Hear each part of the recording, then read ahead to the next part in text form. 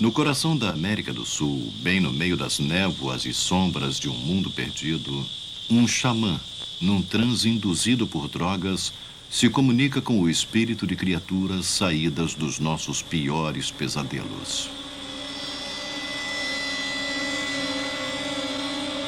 O xamã tem visões e sonha, e ora pedindo proteção para seu povo que está andando na floresta.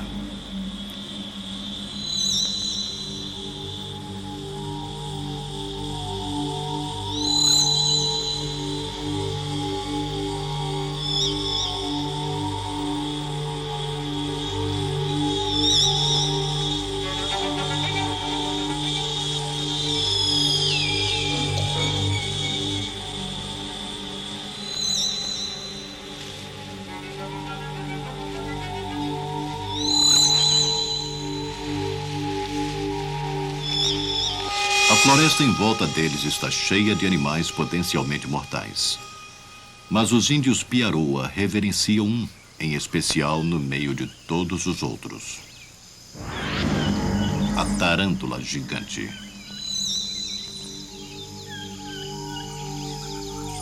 Os índios respeitam o perceptível. Tudo sobre esta aranha é formidável. Ela tem 8 olhos, garras de 2 centímetros de comprimento e pernas que podem tranquilamente chegar ao tamanho de um prato de comida. Ela caça no chão, principalmente à noite. Durante o dia, ela perambula sob o piso de folhas da floresta, geralmente se apossando de tocas de roedores já abandonadas.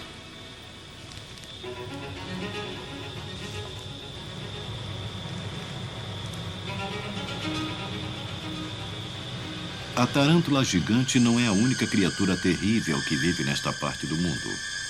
A jararaca é a cobra mais venenosa da América do Sul. Seu veneno causa paralisia, lentamente seguida de falência do tecido vivo.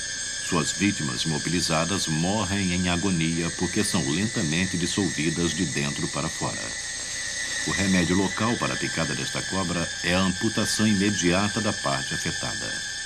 Apesar disso, a jararaca só atacará o homem para se defender. Sua presa favorita são os roedores que casualmente estiverem andando pelo chão.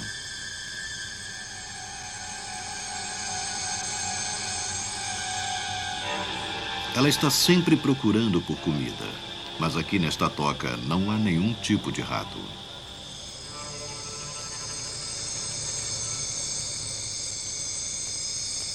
A tarântula gigante é a aranha que tem as maiores glândulas de veneno. Não há nenhum registro verdadeiro de alguém que tenha sido picado por uma delas. Talvez ninguém tenha sobrevivido para contar a história. Desta maneira, ninguém sabe o quanto ela é venenosa. Mesmo assim, a possibilidade de vencer a jararaca numa luta parece pequena para a aranha.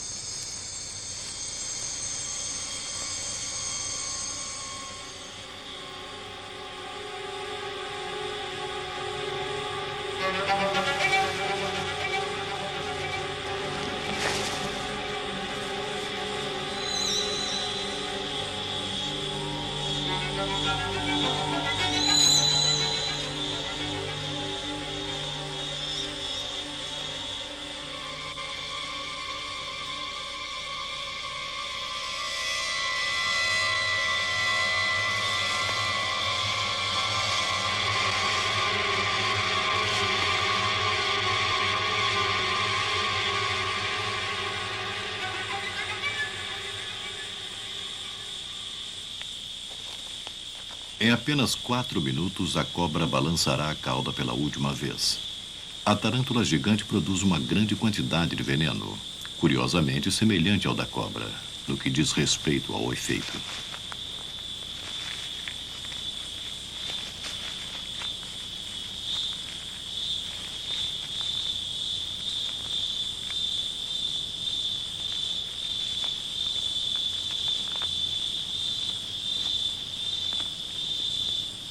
Com a vítima lentamente se desintegrando, a aranha suga os fluidos nutritivos através da pequena boca parcialmente escondida embaixo de suas presas.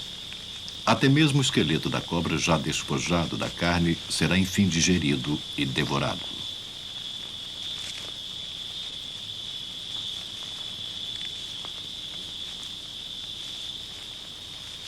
A presa da cobra, uma vez mortal, agora oscila solta e impotente.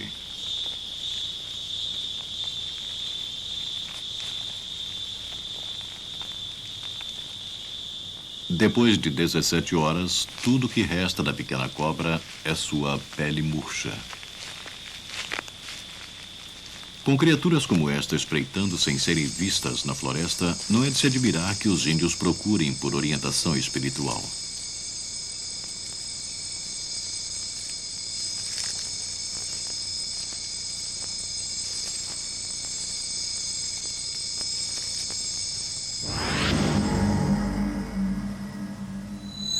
Uma réplica em cera da tarântula adorna o chapéu cerimonial do xamã da aldeia.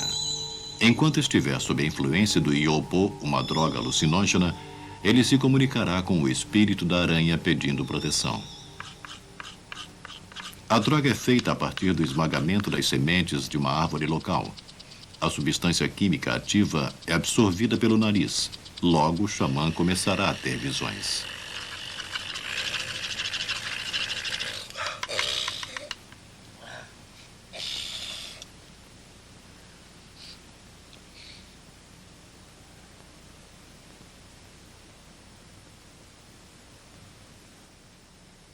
O xamã tem pedras penduradas nos braços para mantê-lo preso a este mundo, enquanto sua mente viaja através do universo espiritual.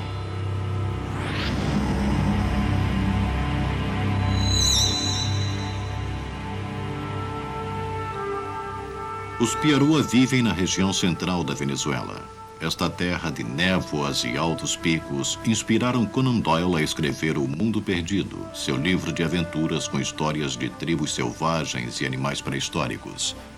Nenhum dinossauro sobreviveu, mas a floresta amazônica é o lar de muitas criaturas arrepiantes do verdadeiro mundo animal. Aqui vivem criaturas que os Piaroa poderiam encontrar em qualquer dia de suas vidas.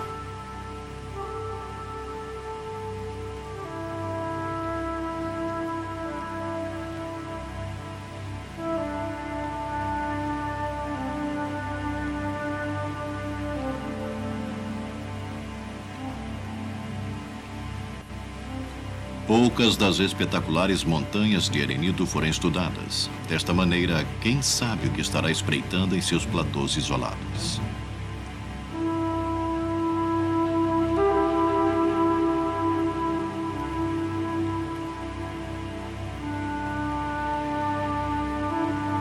A maior da região chega a 1000 metros.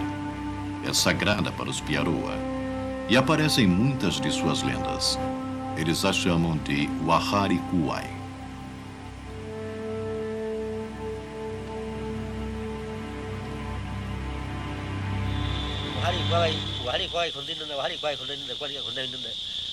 Há milhares de anos, uma grande árvore carregada com todos os frutos da floresta crescia aqui. Os deuses mandaram um menino derrubar a árvore, de maneira que fornecesse alimento para todos os homens e animais que viviam sob a sua sombra. Quando um tapir guloso comeu mais do que devia, os deuses transformaram em pedra todos os animais e a árvore, como uma lição para todos. Os Piaroa atenderam a mensagem dos deuses e acreditam que, se pegarem apenas o que necessitam, o Wahari-Kuai não só providenciará outro dia, como também os manterá em segurança.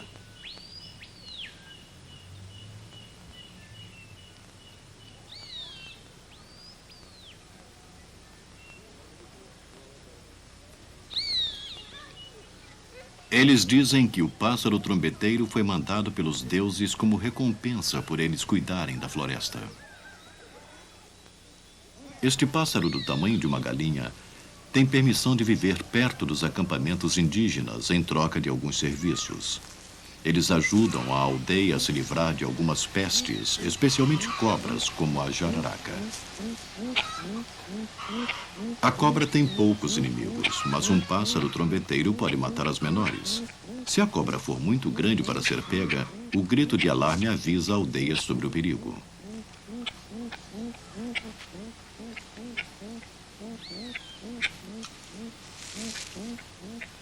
A coloração da cobra confunde o pássaro e a camuflagem provavelmente salva a aranha. Até mesmo a tarântula gigante é vulnerável a ataques.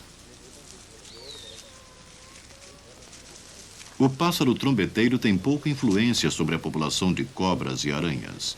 Ele pode ajudar a controlar o número desses animais ao redor da aldeia, mas a floresta ainda os protege. Antes dos homens saírem para a caça, pedem que o xamã reze para protegê-los dos inúmeros animais selvagens que vivem na floresta. O chapéu cerimonial do xamã o ajuda a chegar até o deus que o animal representa. O efeito da droga ainda não acabou, e ele ainda é capaz de se comunicar com os espíritos. Os Piaroa caçam usando zarabatanas com setas embebidas em veneno. A floresta fornece todo o material necessário para a confecção de suas armas. Uma árvore local é usada para fazer a zarabatana e a haste das setas. Um dos lados da seta é enfeitado com algodão não cultivado, e depois a ponta é coberta com curare, um veneno mortal.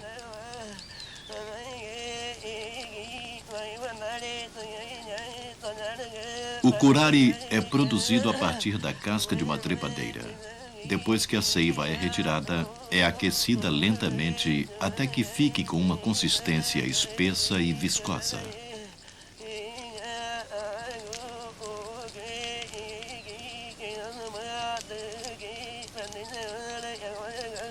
A réplica da tarântula gigante também se originou na selva.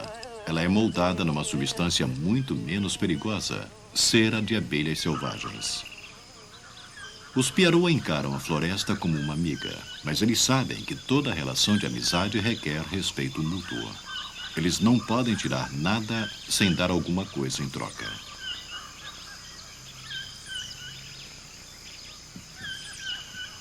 Os homens podem ficar fora durante 3 dias, mas levam somente suas armas. A floresta fornece tudo mais que eles precisarem. Apesar de estarem todos armados, os caçadores não dispensam a companhia do xamã para acalmar os deuses da floresta e trazer boa sorte. Quando não está em transe, ele também é um hábil caçador.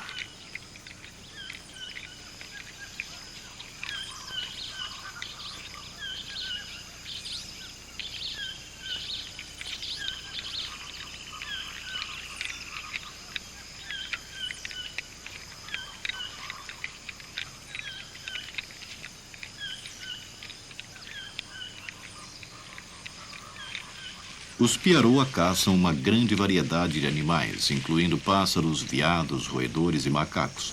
Eles são rastreadores experientes que podem se mover silenciosamente através da floresta, podendo assim chegar bem perto de sua presa e pegá-la de surpresa.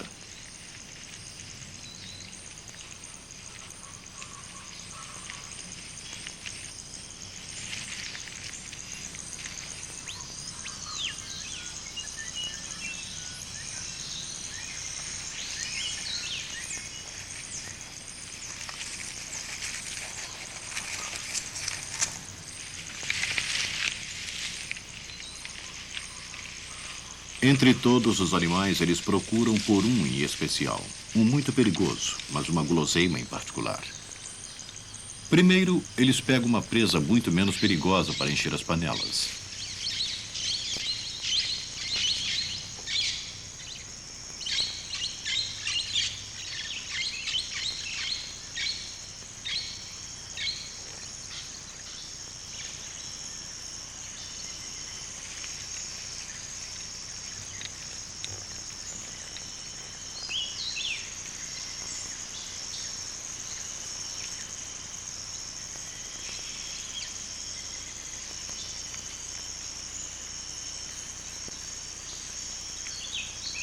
Usar uma zarabatana de 3 metros de comprimento requer mão firme. Os índios dão tiros certeiros a uma distância de até 50 metros.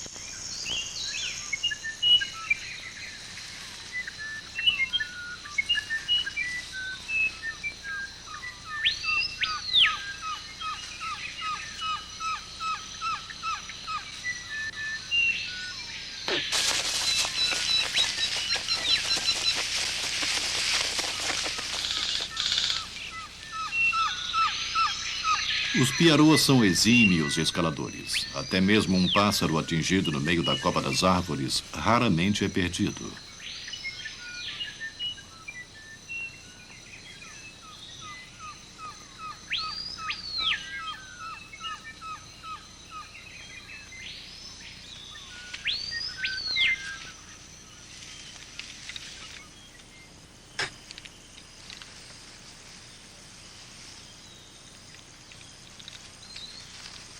O curare é tão potente que mata quase que instantaneamente, causando um violento ataque cardíaco.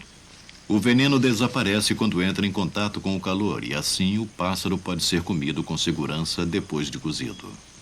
Os caçadores mexem um pouquinho a seta para retirá-la sem danos. Caçar requer tanto coragem como habilidade. Animais venenosos estão espreitando e observando em toda parte da floresta. E a cada ano muitas pessoas morrem por causa de mordidas e picadas. Mas ninguém foi morto por uma tarântula gigante. Ainda.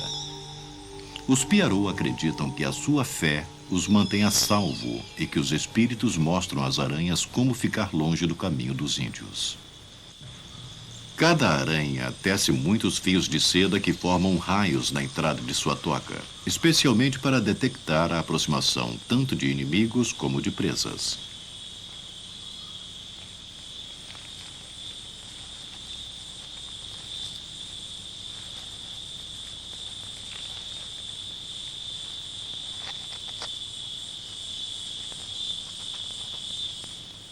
Com a armadilha armada, a aranha vai para o fundo da toca para esperar pelas incautas vítimas. Mas até mesmo uma aranha venenosa tem seus inimigos. Como muitas criaturas neste mundo perdido, a vespa caçadora de aranhas alcança proporções gigantescas. É um demônio alado que chega a alcançar o tamanho da palma da mão de um homem. A vespa caça as tarântulas gigantes não para comer, mas para ser hospedeira de seus ovos. Primeiro ela tem que atrair a aranha para fora de sua toca. Ela anda sobre a rede invisível de seda na entrada da toca, tocando no maior número possível de fios. A dona da casa caiu na armadilha. A vespa usa seu ferrão e paralisa a aranha, atacando a parte de seu abdômen. Quando a aranha está imobilizada, a vespa deposita seus ovos na vítima e a leva para um canto da toca. A aranha escapa de ser comida viva, mas as larvas da vespa se desenvolverão em seu interior.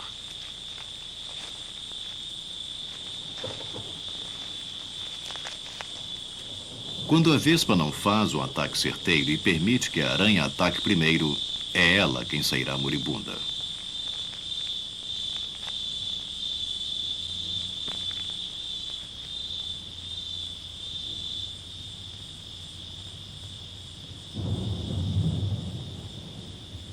As chuvas começam em abril.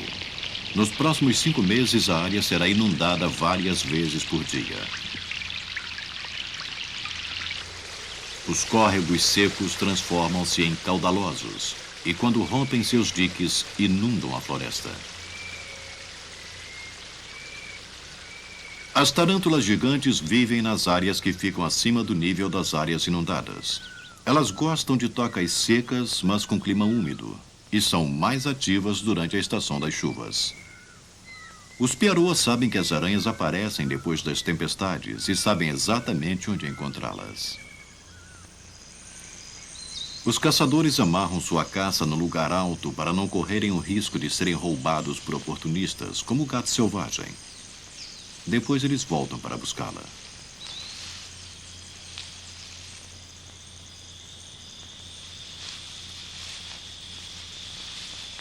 As chances de se pisar numa aranha na época das chuvas são muito maiores do que em qualquer outra época do ano. Como as aranhas aparecem principalmente à noite, os caçadores montam seu acampamento pouco antes do anoitecer.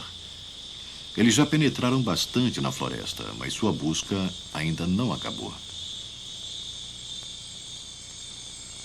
A tarântula gigante não pode viver sobre o terreno inundado, mas muitos de seus parentes que vivem nas árvores vivem na floresta inundada. Geralmente sobem nas orquídeas.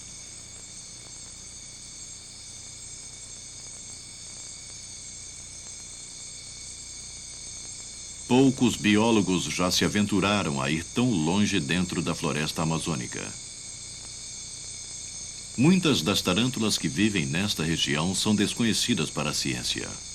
Esta espécie já foi catalogada e classificada.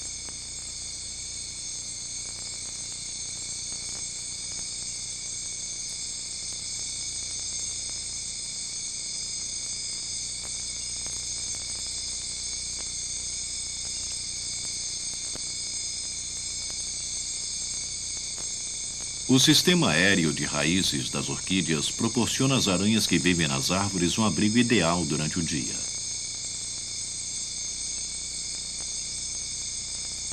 A aranha comedora de pássaros é um tipo de tarântula e, a despeito de seu nome, ela caça insetos à noite e raramente pega presas com penas. Elas são venenosas e têm uma mordida feia, mas que não é pior do que uma ferroada. Os movimentos das vítimas em potencial transmitem vibrações sobre os fios de seda que levam à toca. Os pelos sensitivos das pernas das aranhas podem detectar o mais leve tremor.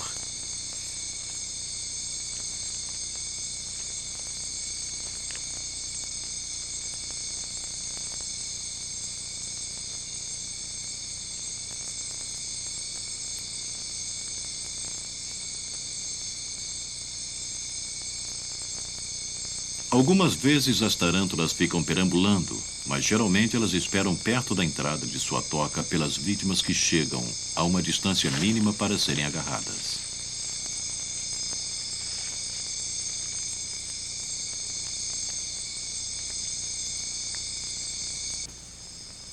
Para evitar atrair a atenção de seus inimigos, a tarântula gigante leva sua presa para o interior da toca. Existem poucos animais que se arriscam a seguir a aranha por 1 metro abaixo da superfície.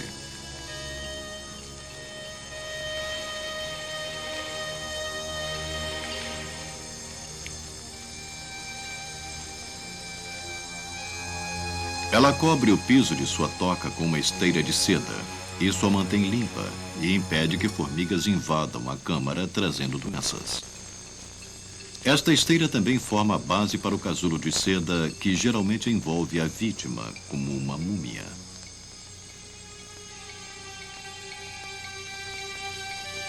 A aranha tece muitos fios de seda, ao mesmo tempo cobrindo o gafanhoto e prendendo suas extremidades no chão.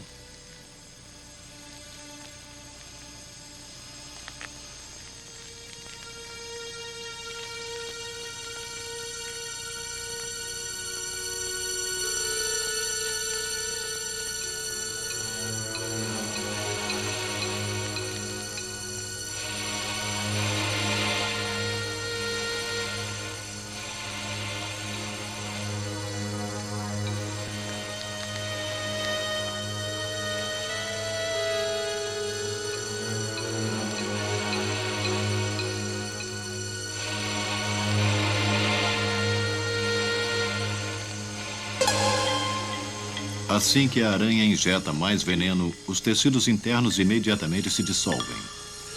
A mortalha de seda bem apertada impede que o corpo do inseto se separe enquanto é sugado.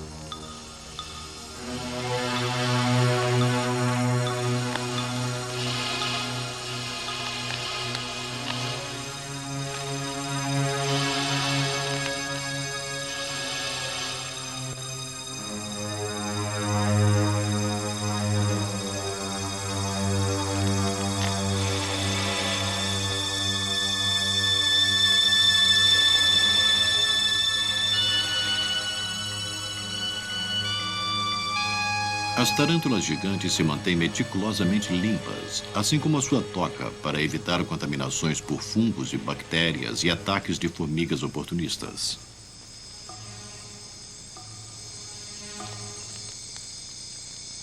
Uma casca murcha foi tudo que restou do gafanhoto e será removida antes do amanhecer. Agora, encoberta pela escuridão, a tarântula gigante sai da toca à procura de mais presas. Por toda a noite ela estará segura, já que seus maiores inimigos só são ativos durante o dia.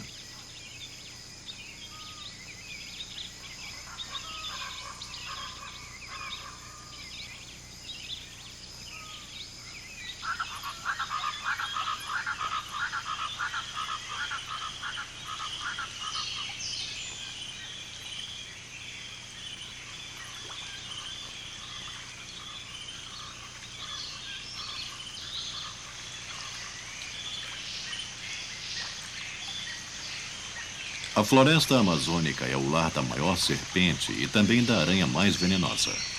As duas espécies são gigantescas, maiores que os monstros vivos do verdadeiro mundo perdido. A sucuri, que pode chegar a um comprimento maior do que 10 metros, caça nos rios e confia na água para suportar o seu peso. Como produz muito veneno, a aranha precisa beber água regularmente.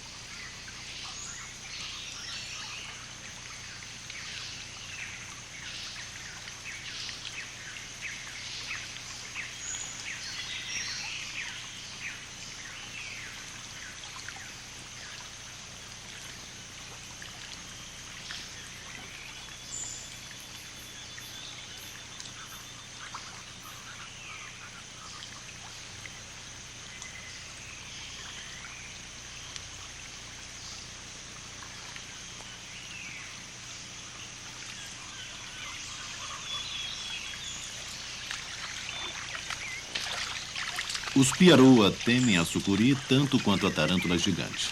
Durante a estação das chuvas, a maior parte da floresta está inundada, o que obriga os índios a se juntar à cobra em seu elemento. Eles prestam atenção onde pisam. A sucuri não atacará a menos que seja provocada. Embora não seja venenosa, sua mordida é dolorosa e os ferimentos profundos infeccionam e levam a consequências fatais. A floresta fornece muitos remédios naturais, mas os piaroa não têm nenhum antibiótico.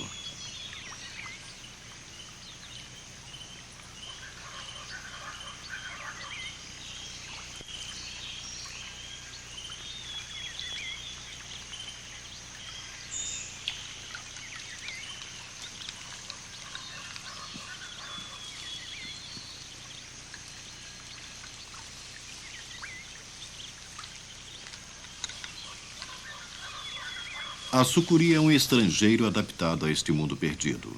A cigana é outro. Como seus parentes do passado, ela tem a aparência de pássaros pré-históricos. A primeira vez que um filhote de cigana sai do ninho tem apenas uma semana de vida e ainda não sabe voar. Muitos filhotes poderiam cair no chão e serem vítimas de predadores. Mas a cigana tem unhas rudimentares em suas asas e se agarra. Os filhotes usam estas unhas para andar sobre os galhos. Estas unhas rudimentares também são encontradas no Archaeopteryx, um de seus antepassados. Um desagradável personagem que pode ser encontrado nas fictícias aventuras do mundo perdido. A cigana não é nada ameaçadora.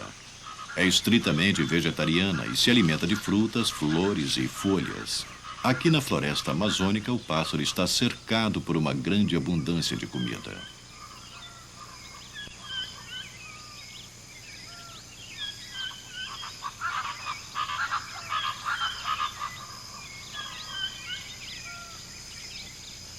A cigana está extremamente bem adaptada à vida na floresta inundada. Os filhotes nadam com apenas alguns dias de vida e, com a ajuda daquelas unhas nas asas, são capazes de voltar para o ninho. Durante anos, o pássaro foi classificado entre as espécies primitivas. Agora, a ciência afirma que as unhas das asas são uma adaptação recente. Para os cientistas, a cigana é um mistério sem solução. Para os piaroa, uma fonte de alimentação. De vez em quando, os ameríndios pegam seus ovos, mas se limitam a pegar apenas um de cada ninho. Raramente eles caçam os adultos. Eles a chamam de pássaro fedorento porque produzem almíscar. Deste modo, os índios preferem se esforçar por uma presa mais saborosa. Os piaroa conhecem e entendem o equilíbrio entre os perigos e as dádivas da floresta.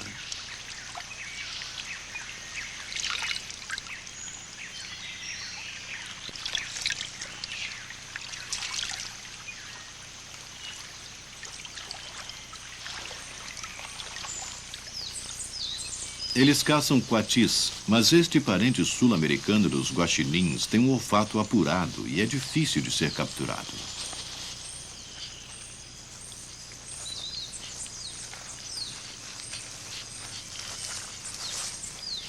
O coati usa seu focinho longo e sensível para procurar comida. Insetos, répteis, anfíbios e aranhas.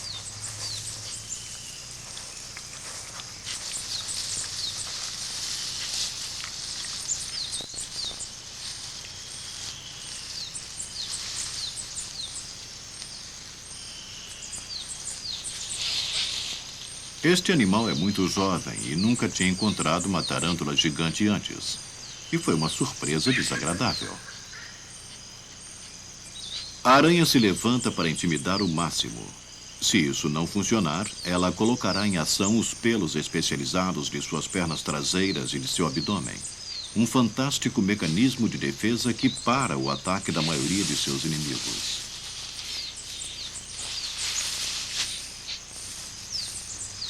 Como primeiro aviso, a aranha sibila como uma cobra, mas o coati não se intimida.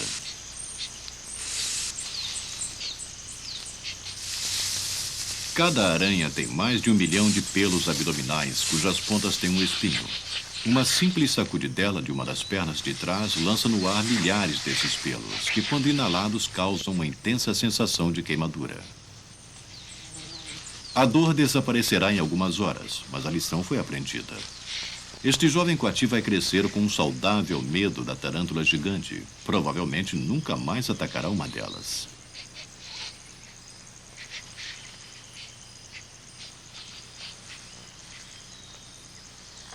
A tarântula gigante tem um formidável leque de mecanismos de defesa, mas é uma criatura de natureza suave que só atacará se for provocada.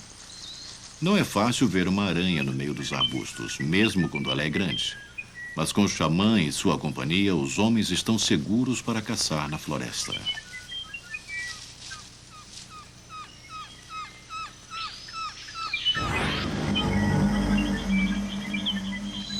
É preciso prestar atenção. O perigo também espreita na água, nos arbustos e nas árvores acima deles.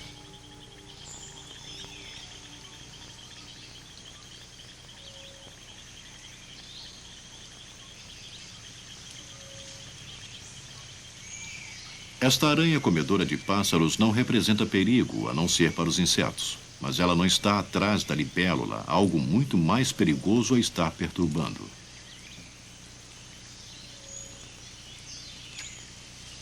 Cobras venenosas representam um grande perigo, mas a cobra verde é inofensiva. Ela não come tarântulas, mas a aranha não está disposta a correr nenhum risco.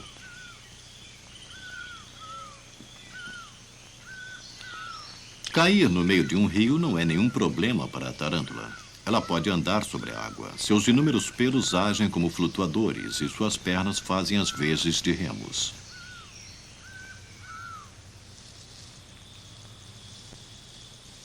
Os piarou evitam todas as aranhas à sua volta, menos a mais perigosa de todas. Eles podem parecer imprudentes, mas na verdade encaram a tarântula gigante como um dos maiores presentes oferecidos pela floresta.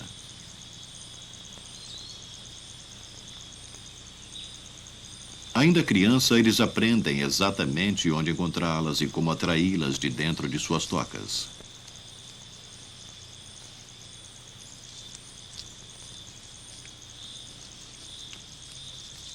Eles sabem que as aranhas são sensíveis às vibrações, e eles são especialistas em imitar os movimentos convulsivos de um inseto se debatendo com apenas um pedaço de planta.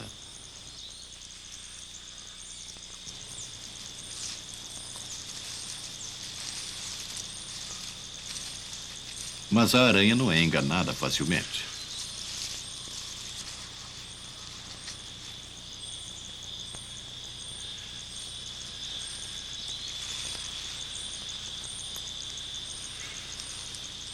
Se ela se sentir ameaçada, responderá com uma chuva de pelos, o que já é suficiente para fazer seu caçador se afastar, pelo menos temporariamente.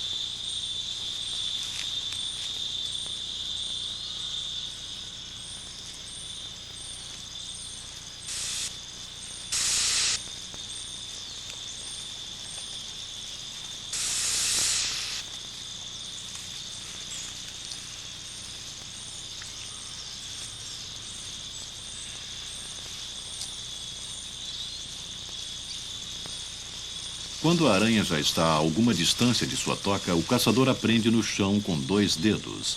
e depois cautelosamente levanta todas as 8 pernas.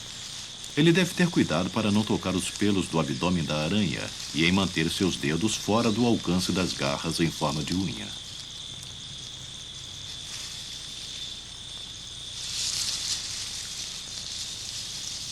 As tarântulas gigantes são transportadas vivas no amontoado de pequenos pacotes. Uma folha serve de papel de embrulho e uma haste de planta serve de barbante. Antes do caçador amarrar a aranha, ele sopra suavemente os pelos abdominais que sobraram.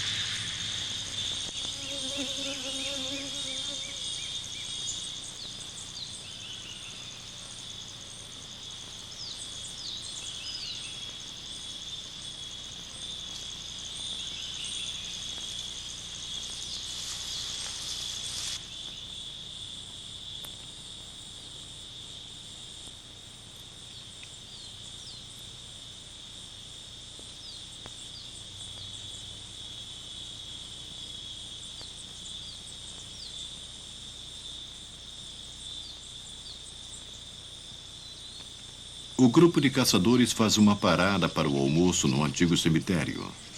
Por incontáveis gerações, este local é visto como um local sagrado, onde os espíritos dos mortos protegem os vivos. Como seus antepassados, os Piarou ainda fazem fogo da maneira mais difícil.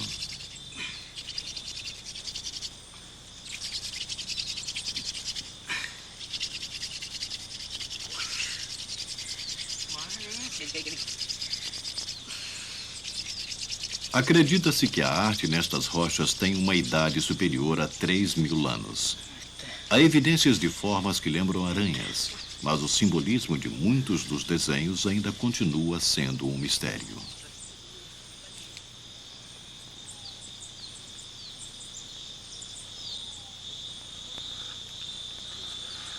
Eles levam quase 5 minutos num trabalho extenuante para gerar o primeiro sinal de fogo.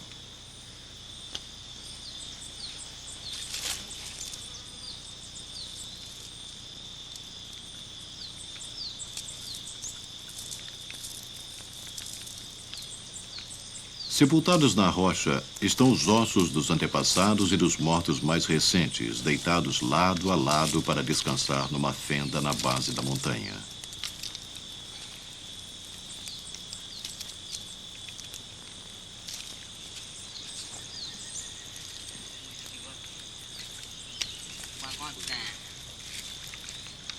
Os espíritos foram condescendentes e a caçada foi boa.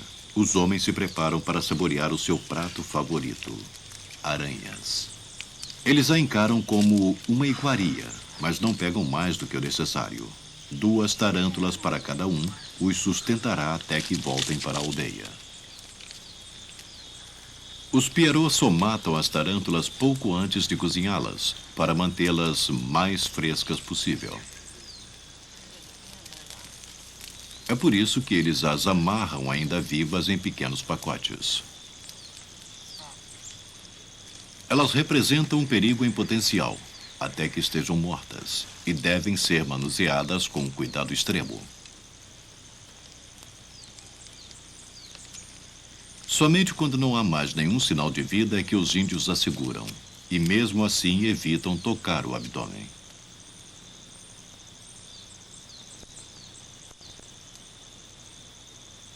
Elas não podem mais morder, mas seus pelos ainda são perigosos. Fêmeas carregadas com ovos são uma iguaria especial. Cada uma carrega aproximadamente entre 70 e 80 ovos, que quando assados no carvão viram uma omelete com sabor amargo.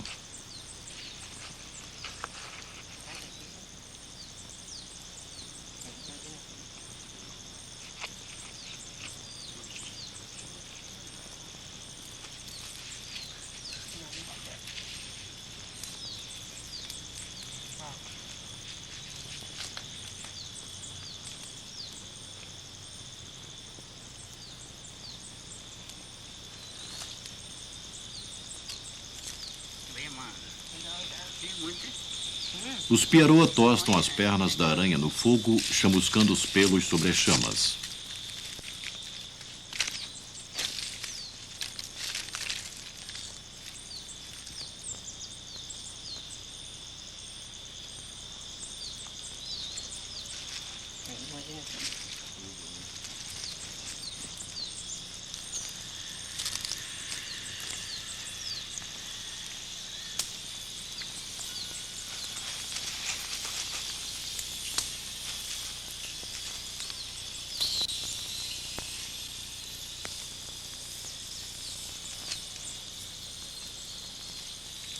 Algumas batidas e eles se livram de qualquer pelo remanescente.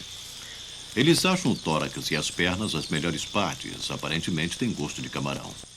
Para os piaroa, ovos e carne de aranha são o equivalente a caviar e ostra para nós.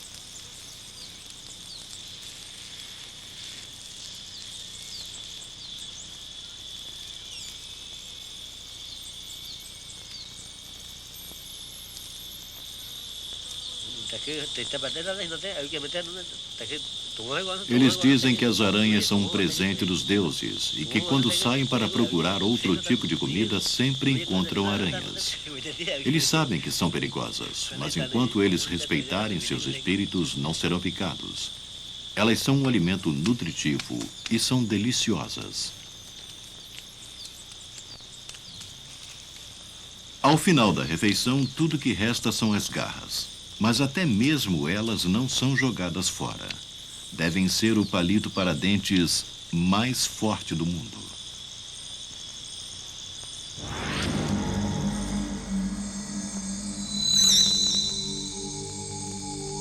Por causa das milhares de aranhas que escaparam dos caçadores, o perigo ainda não acabou. Mais impressionante do que a maneira como os piaroa se relacionam com elas é a maneira como elas se relacionam umas com as outras. A maior ameaça que uma tarântula gigante macho tem que enfrentar é a fêmea de sua espécie.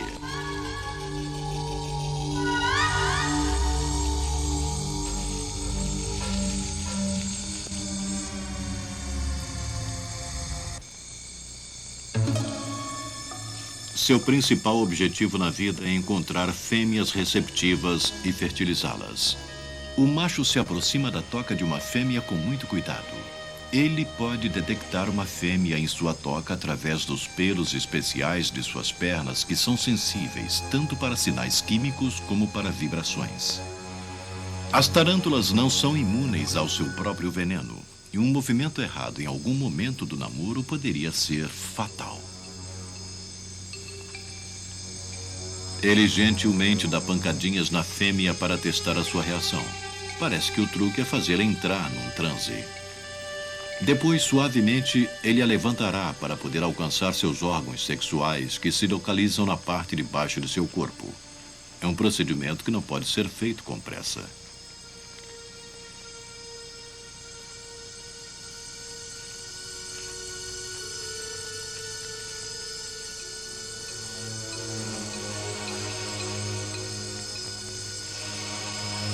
O macho está numa posição extremamente vulnerável. Este fez um movimento cedo demais e teve sorte em sobreviver ao seu erro. O objetivo do macho é transferir o esperma que ele carrega nessas pequenas bolsas marrons e sedosas para a fêmea sem ser devorado.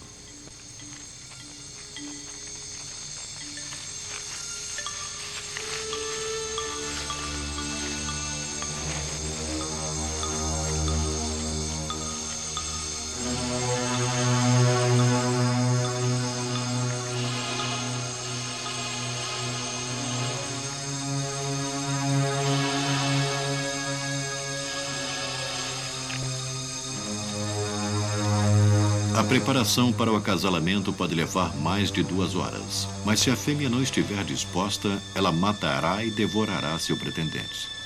Mas se ele conseguir deixá-la numa posição confortável, ele procurará por sua abertura reprodutiva. Depois lançará seu esperma primeiro de um palpo e depois do outro.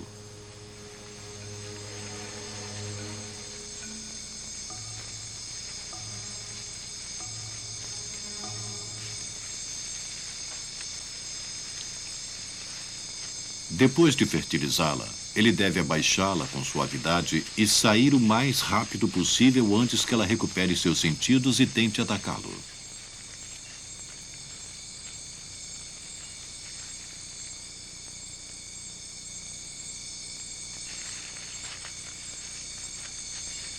Os machos atingem a maturidade sexual por volta dos 3 anos de idade e morrem logo depois, mas as fêmeas podem viver por 20 anos. Assim como as aranhas, sem dúvida alguma existem muitas outras criaturas para os exploradores encontrarem. Mas a descoberta pode ser o primeiro passo para a extinção. Alguns colecionadores do Ocidente estão pagando preços altos para um animal de estimação dos mais bizarros, a tarântula gigante. Um piaroa nunca será uma ameaça. Eles limitam sua colheita de maneira que nunca prejudique a população das aranhas.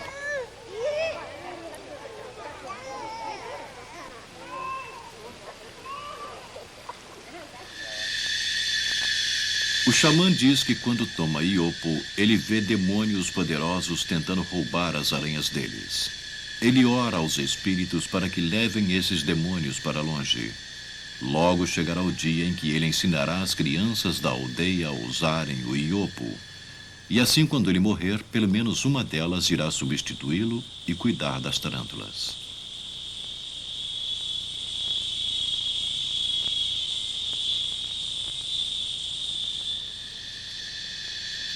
Ele ainda diz que fala com os espíritos da aranha e que sempre pede para que as façam mais férteis, para que possam se multiplicar e fornecer alimento para sua aldeia.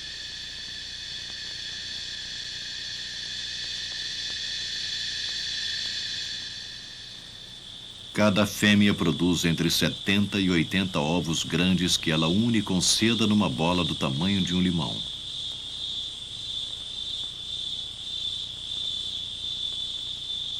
Oitenta dias depois de colocados, os filhotes eclodem dentro da casca do ovo. Eles ficarão ali por mais 24 horas, ou até que a seda se dissolva e o casulo possa ser quebrado.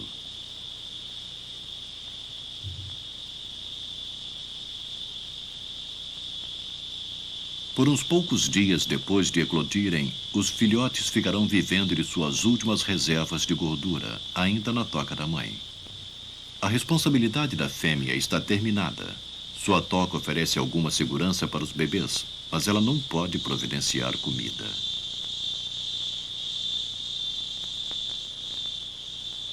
Provavelmente a fome os forçará a dar seus primeiros passos sozinhos pela floresta.